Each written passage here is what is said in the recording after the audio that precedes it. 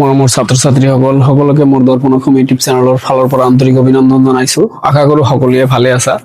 তো মই আজি তোমালোকৰ পাঠ্যপুথিত থকা এখন কবিতাৰ বিষয়ে আলোচনা কৰিম, যিখন কবিতাৰ নাম হল কৰুণোত্তম। কবিতাটো খুবেই দুখজনক কবিতা। কৰুণোত্তম শব্দৰ অৰ্থই হল দুখজনক বা বেদনাদায়ক। কেতিয়াবা আহিবও পাৰে পৰীক্ষাত যে কৰুণোত্তম শব্দৰ অৰ্থ কি। কৰুণোত্তম শব্দৰ অৰ্থ হল বেদনাদায়ক বা দুখজনক। আৰু এই পাঠটোৰ কবিতাটোৰ লিখক হল ডক্টৰ নিৰ্মল প্ৰভা বৰদলৈ। আৰু অসমীয়া সাহিত্য জগতত প্ৰথম ডক্টৰেট ডিগ্ৰী লাভ কৰা কবিগৰাকীয়ে হল ডক্টৰ নিৰ্মল প্ৰভা বৰদলৈ। এইটোও এটা কোশ্চিন। নিৰ্মল প্ৰভা বৰদলৈৰ ফাৰ্ষ্টত আমি কি কৰিম, কবিৰ পৰিচয়ৰ বিষয়ে আলোচনা কৰিম, মানে ইনসাইড কোশ্চিন যোনটো কবিৰ পৰিচয়ৰ পৰা আহে।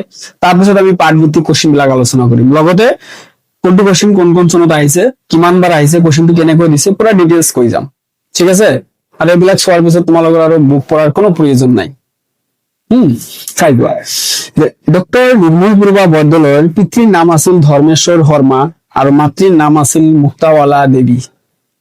যে ধৰ্মেশ্বৰ শৰ্মা আছিল পিতৃৰ নাম আৰু মাতৃৰ নাম আছিল কি মুক্তাৱালা দেৱী। নিৰ্মল প্ৰভা বৰদলৈৰ জন্ম হৈছিল 1933 চনত, পথ হৈছিল শিৱসাগৰত, আৰু 2004 চনত কি হৈছিল, মৃত্যু হৈছিল। তাৰপিছত কি কৰিলে, ডক্টৰ নিৰ্মল প্ৰভা বৰদলৈৰ সন্দিকৈ ছোৱালী মহাবিদ্যালয়ৰ পৰা কি কৰিছিল, BA পাছ কৰিছিল। এইটো পৰীক্ষাত আহিব পাৰে যে ডক্টৰ নিৰ্মল প্ৰভা বৰদলৈ কোনখন মহাবিদ্যালয়ৰ পৰা BA ডিগ্ৰী লাভ কৰিছিল। যে ডক্টৰ নিৰ্মল প্ৰভা বৰদলৈ সন্দিকৈ ছোৱালী মহাবিদ্যালয়ৰ পৰা BA ডিগ্ৰী লাভ কৰিছিল। তাৰপিছত 1955 চনত গুৱাহাটী বিশ্ববিদ্যালয়ৰ পৰা MA ডিগ্ৰী বা স্নাতকোত্তৰ। এইটোও আহিব পাৰে যে ডক্টৰ নিৰ্মল প্ৰভা বৰদলৈ কোনখন বিশ্ববিদ্যালয়ৰ পৰা স্নাতকোত্তৰ বা MA ডিগ্ৰী লাভ কৰিছিল, কৰ পৰা, গুৱাহাটী বিশ্ববিদ্যালয়। কৰ্মজীৱনত আৰম্ভণি ক'ত কৰিছিল, গুৱাহাটী বি বৰুৱা মহাবিদ্যালয়। তাৰপিছত আহিল কোশ্চিন বিলাক যে ডক্টৰ নিৰ্মল প্ৰভা বৰদলৈৰ যদি আহে দুখন কবিতা পুথিৰ নাম লিখা। এটা হল বন ফৰিঙৰ ৰং, এটা দিনৰ পাছত দিন, আৰু এটা হল সুদীৰ্ঘ দিন আৰু ঋতু। তিনটা। গতিকে তিনটাই মনত ৰাখিবা, যিহেতু কবিতাৰ পৰা 1 মাৰ্কৰ কোশ্চিন থাকে 5টা, 7টা দিব, 2 মাৰ্কৰ 5টা থাকে 7টা দিব, তাৰপিছত ব্যাখ্যা থাকে 3টা, লিখিব লাগে এটা, তাৰপিছত 3 মাৰ্কৰ কোশ্চিন থাকে 2টা, অৰ্থাৎ 6 মাৰ্ক, দিয়া থাকিব 4টা। কেতিয়াবা মাৰ্কটো সেম থাকে 6, কিন্তু মূল ভাব দিয়ে 2023 and 24 দিছিল। এইখিনি হল কবিতাৰ। গতিকে 3 মাৰ্কৰ ভিতৰত যদি আহি যায় যে ডক্টৰ নিৰ্মল প্ৰভা বৰদলৈৰ 3খন কবিতা পুথিৰ নাম লিখা, কি কি লিখিবা, বন ফৰিঙৰ ৰং, দিনৰ পাছত দিন, আৰু হল সুদীৰ্ঘ দিন আৰু ঋতু। 3টা কোশ্চিন পঢ়িলে আৰু 3টা কোশ্চিন এক্সট্ৰা হৈ যায়, মানে 3টা কবিতাৰ নাম মনত ৰাখিলে আৰু 3টা কোশ্চিন এক্সট্ৰা হৈ যাব। কেনেকৈ চোৱা, নম্বৰ 1 যে ডক্টৰ নিৰ্মল প্ৰভা বৰদলৈৰ প্ৰথম কবিতা পুথিখনৰ নাম কি আছিল, বন ফৰিঙৰ ৰং। এটা গল, বা এখন কবিতা পুথিৰ নাম আহিলে লিখি দিলা বন ফৰিঙৰ ৰং। দ্বিতীয়টো কোশ্চিন অলৰেডি আমি পাইছো 3খন কবিতা পুথি। দ্বিতীয়টো কোশ্চিন হল যে কৰুণোত্তম কবিতাটো কোনখন কবিতাৰ পৰা, কোনখন কবিতা পুথিৰ পৰা তুলি দিয়া হৈছে বা কৰ পৰা সংগ্ৰহ কৰা হৈছে। যে কৰুণোত্তম কবিতাটো ডক্টৰ নিৰ্মল প্ৰভা বৰদলৈৰ দিনৰ পাছত দিন নামৰ কবিতা পুথিখনৰ পৰা তুলি দিয়া হৈছে। দুটা গল। নাম্বাৰ 3 যে ডক্টৰ নিৰ্মল প্ৰভা বৰদলৈ কোনখন গ্ৰন্থৰ বাবে সাহিত্য একাডেমী বঁটা বা কোনখন কবিতা পুথিৰ বাবে সাহিত্য একাডেমী বঁটা, কোনখন, সুদীৰ্ঘ দিন আৰু ঋতু, কিমান চন, 1983, 1983 চনত সুদীৰ্ঘ দিন আৰু ঋতুৰ বাবে ডক্টৰ নিৰ্মল প্ৰভা বৰদলৈ সাহিত্য একাডেমী বঁটা পাইছিল। গতিকে 3টা নাম মনত ৰাখিলে আৰু 3টা কোশ্চিন কিন্তু আমি এক্সট্ৰা পালো। 3টা কবিতাৰ নাম আহিলে লিখিলা, প্ৰথম কবিতা পুথিখনৰ নাম দিনৰ পাছত দিন, আৰু কি আহিল যে দিনৰ প্ৰথম কবিতা পুথিখনৰ নাম হল কি, বন ফৰিঙৰ ৰং। তাৰপিছত দিনৰ পাছত দিন নামৰ কবিতা পুথিখনৰ পৰাই কৰুণোত্তম কবিতাটো তুলি দিয়া হৈছে, আৰু সুদীৰ্ঘ দিন আৰু ঋতু কবিতা পুথিখনৰ বাবে সাহিত্য একাডেমী বঁটা লাভ কৰিছিল 1983 বল। তাৰপিছত আহিল যে 1991 অৰ্থাৎ 1991 চনত দুধনৈ সাহিত্য সভা অধিৱেশনৰ সভাপতি আছিল, গল এইটো। তাৰপিছত আহিল যে ডক্টৰ নিৰ্মল প্ৰভা বৰদলৈৰ এখন বা দুখন গীতৰ সংকলন, সোণবৰণীয়া আই আৰু পুৰি আমাৰ। এইটো এটা কোশ্চিন যে ডক্টৰ নিৰ্মল প্ৰভা বৰদলৈৰ দুখন গীতৰ পুথিৰ নাম লিখা। এটা হল সোণবৰণীয়া আই আৰু এটা হল পুৰি আমাৰ। তাৰপিছত 2025 কোৱেশ্চনটো আহিছিল যে ডক্টৰ নিৰ্মল প্ৰভা বৰদলৈৰ তিনিখন গৱেষণামূলক গ্ৰন্থৰ নাম। তিনিটা নাম লিখিলে 3 মাৰ্ক। কি কি আছিল? দেৱী, শিৱ আৰু সূৰ্য। আৰু এই কোৱেশ্চনটো 2019, 23 and 25 আহিছিল যে ডক্টৰ নিৰ্মল প্ৰভা বৰদলৈৰ তিনিখন গৱেষণামূলক গ্ৰন্থ আছে। 3টা, শিৱ, দেৱী আৰু সূৰ্য।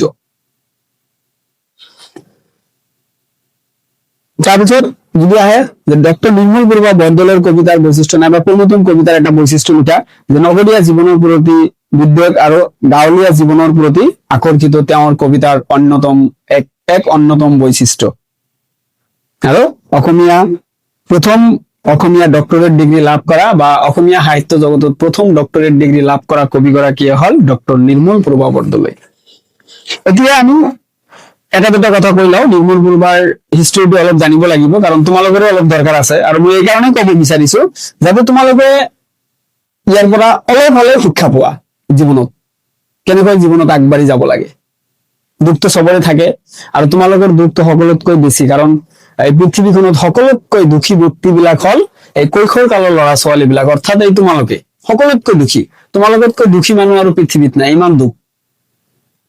ঠিক আছে, গতিকে ইমান দিন দুখ কৰিলে কিবা লাভ হৈছে? একো লাভ নহয়, আৰু জীৱনতো লাভ নহব। গতিকে এইকাৰণে যিকেইদিন জীয়াই থাকা সদায় হাঁহি ধেমালিৰ মাজত জীয়াই থাকা আৰু সদায় হেপ্পী থাকা, তেতিয়াহে সুখ।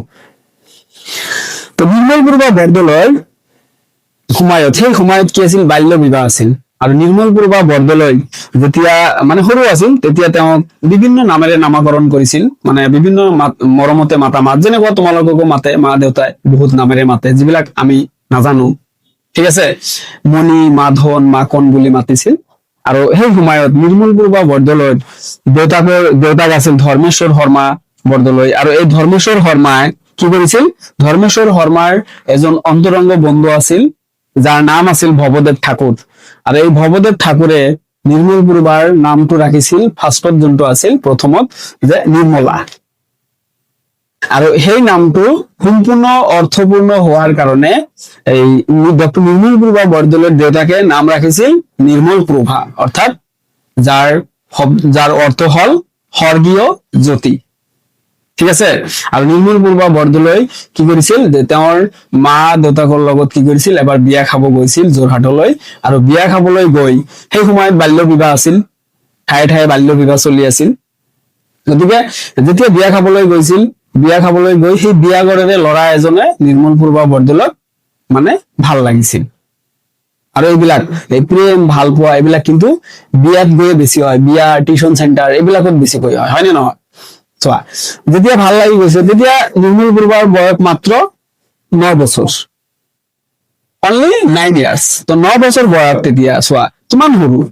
গতিকে বিয়া খাবলৈ গৈ যেতিয়া ল'ৰা ঘৰৰ মানুহে নিৰ্মল প্ৰভা বৰদলৈক পচন্দ কৰিলে বা তাৰপিছত বিয়াৰ কথা পাতিলে, আৰু নিৰ্মল প্ৰভা বৰদলৈৰ দেউতা ধৰ্মেশ্বৰ শৰ্মাই মান্তি হল। আৰু তাতে এটা টাৰ্মছ ৰাখিলে যে মোৰ ছোৱালীয়ে মেট্ৰিক পৰীক্ষা দিয়াৰ আগলৈকে বা মেট্ৰিক পৰীক্ষা শেষ নহওঁতে তাৰ আগত আমি বিয়া নিদিওঁ, তাৰ পিছতে মেট্ৰিক পাছ কৰাৰ পিছত দিব।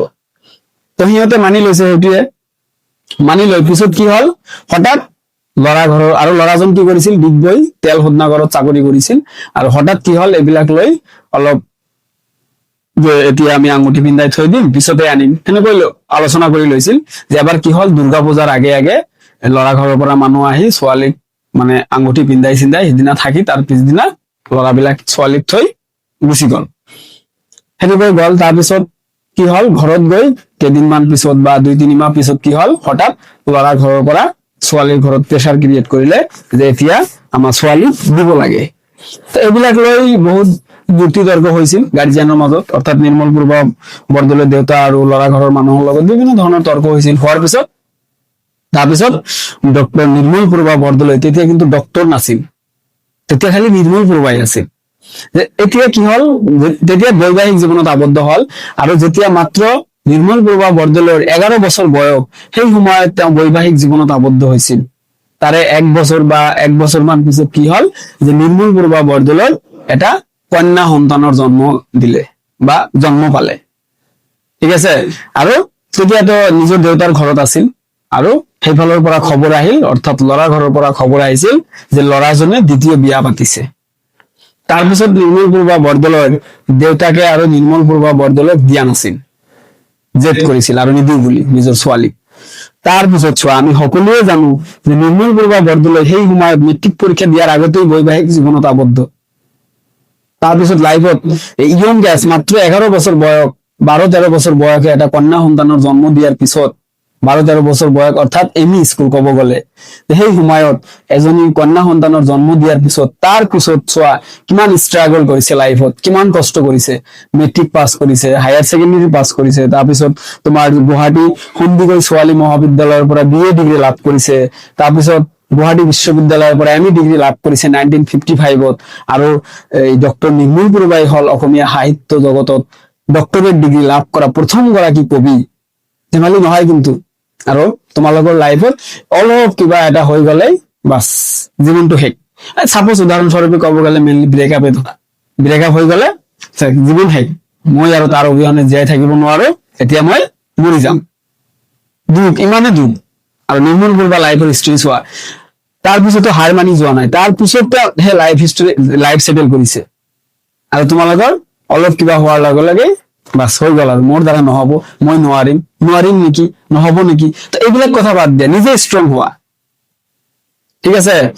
মানুহৰ লাইফত হৈ যায় কিবা কিবি, দুৰ্ঘটনা হ'বই কিবা কিবি, তো এইবিলাক লৈ ভাবি থাকিলে নহ'ব। আমি নিজৰ জীৱনটোক আৰু কেনেকৈ আগবঢ়াই লৈ যাব পাৰিম সেইটো লৈহে আমি চিন্তা কৰিব লাগিব। আমি প্ৰিভিয়াছ কথাত সোমাই থাকিলে জীৱনত কেতিয়াও আমি উন্নতি কৰিব নোৱাৰিম। বুজি পালা? আৰু ক'ব লগা আছিল, বেছি ক'লে বেছি দীঘলীয়া হয়, যিয়ে নহওক তোমালোকে ইয়াৰ পৰা অলপ শিক্ষা পাবা। আৰু সেইকাৰণে কৈছো মই যে ইয়াৰ পৰা শিক্ষা পাই নিজৰ জীৱনটোক যাতে আগবঢ়াই লৈ যাব পাৰা, যাৰ কাৰণে মই ইমানখিনি কথা ক'লো তোমালোকক। এতিয়া আছিল পাঠভিত্তিক কোৱেশ্চন বিলাক। পাঠভিত্তিক কোৱেশ্চন গোটেইবিলাক শেষ অলৰেডি। নিৰ্মলপ্ৰভা বৰদলৈৰ প্ৰথম কবিতা পুথিখনৰ নাম 17ত আহিছিল, বনফৰিঙৰ ৰং। নিৰ্মলপ্ৰভা বৰদলৈ কোনখন পুথিৰ বাবে সাহিত্য একাডেমী বঁটা, সুদীৰ্ঘ দিন আৰু ঋতু 1983।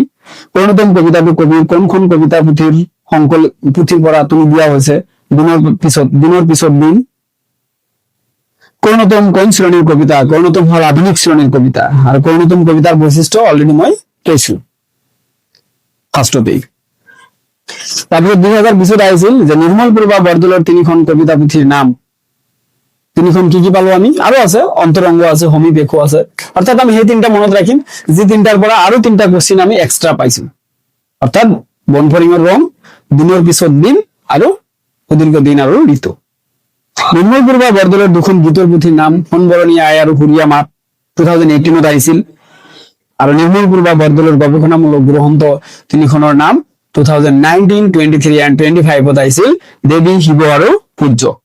কৰ্ণতম আৰু সুবাস শব্দৰ অৰ্থ, কৰ্ণতম শব্দৰ অৰ্থ হল বেদনাদায়ক বা দুখজনক, আৰু সুবাস শব্দৰ অৰ্থ হল ভাল গন্ধ বা অৰ্থাৎ সুগন্ধি। কৰ্ণতম কবিতাৰ আধাৰত আধুনিক কবিতাৰ 2টা বৈশিষ্ট্য, এটা বৈশিষ্ট্য আগত কৈছো, আন এটা বৈশিষ্ট্য হল যিহেতু এইটো আধুনিক কবিতা, আৰু আধুনিক কবিতা সদায়, যে কৰ্ণতম কবিতাটো আধুনিক কবিতা সদায় বাস্তৱবাদী।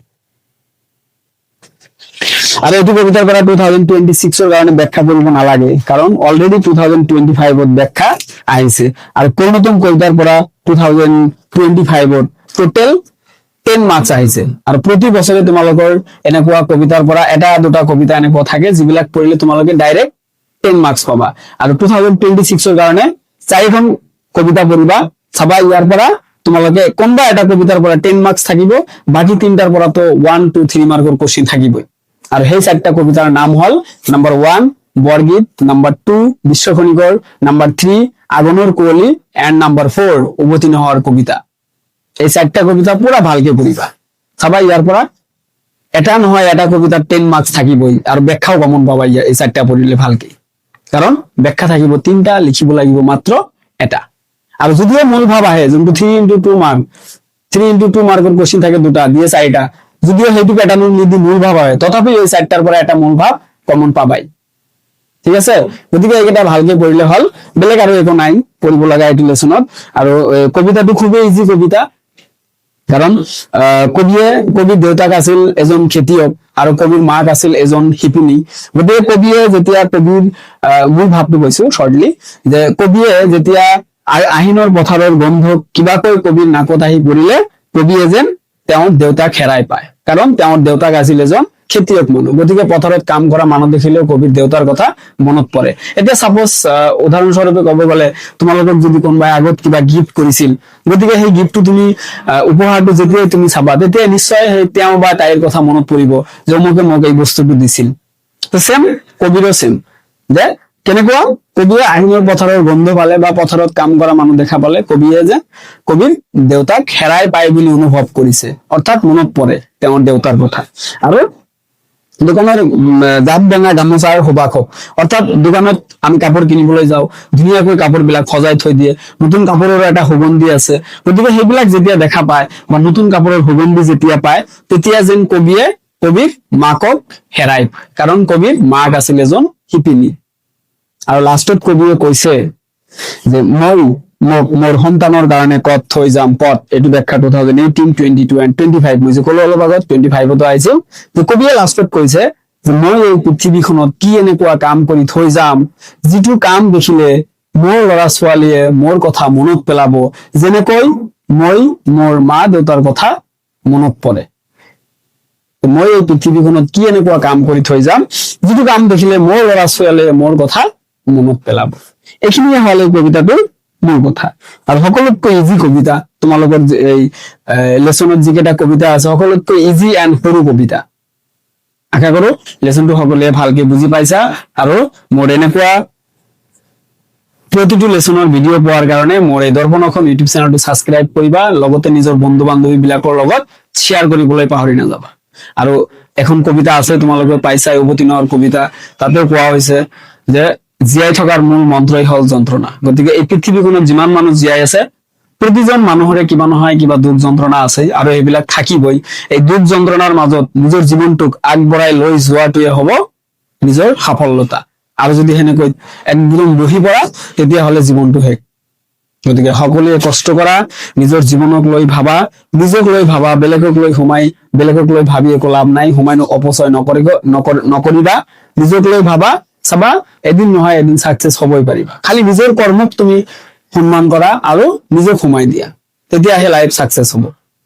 ঠিক আছে, তো এইকেইদিন সকলোৱে ভালকে পঢ়া, আৰু আশা কৰো সকলোৰে পৰীক্ষা ভাল হ'ব বুলি মই আশাবাদী, কাৰণ 2027 পৰা 24 লৈকে কোৱেশ্চন পেপাৰ সলভ কৰা আছে, আৰু সেইটো ভিডিঅ' বেলেগ বেলেগকৈ দি দিছো মই কোৱেশ্চন পেপাৰৰ লগতে। প্ৰতিটো লেচনৰ দুটা ভিডিঅ' পাবা এতিয়াৰ পৰা, এটা লেকচাৰ টাইপ থাকিব আৰু এটা থাকিব নোটছৰ ভিডিঅ', দুটা একেলগে কৰি দিলে বহুত দীঘলীয়া হৈ যায়। ঠিক আছে, থেংক ইউ ষ্টুডেন্টস, ভালকৈ পঢ়িবা সকলোৱে, আৰু সকলোৱে ভাল থাকা এইটোৱে কামনা কৰো, ফিউচাৰত যাতে সকলোৱে ভাল মানুহ হোৱা। ঠিক আছে।